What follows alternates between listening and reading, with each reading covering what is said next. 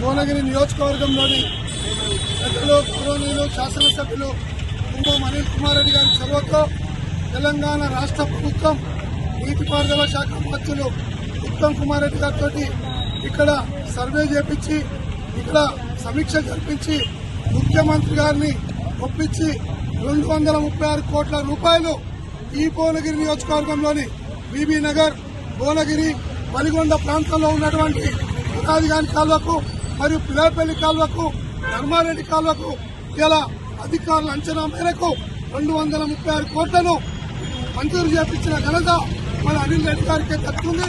కాబట్టి ఆ కార్యక్రమంలో భాగంగా భువనగిరి పట్టణ కాంగ్రెస్ అధ్యక్షులు పూల వెంకటేష్ గారి నేతృత్వంలో ఈ రోజు ముఖ్యమంత్రి గారికి, మంత్రి గారికి, భువనగిరి శాసనసభ్యులు అనిల్ రెడ్డి గారికి క్షీరాభిషేకం, పాలాభిషేకం నిర్వహిస్తా ఉన్నాం.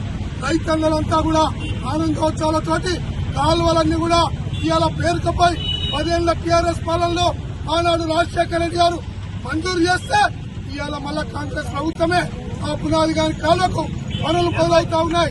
రైతాంగం అంతా కూడా అభినందిస్తా ఉన్నారు. ఖచ్చితంగా అనిల్ రెడ్డి గారు ఈ రకంగానే మీరు నిధులు ఏంటి మేమంతా అండగా ఉంటాం. రైతులందరూ కూడా హర్షం వ్యక్తం చేస్తా ఉన్నారు.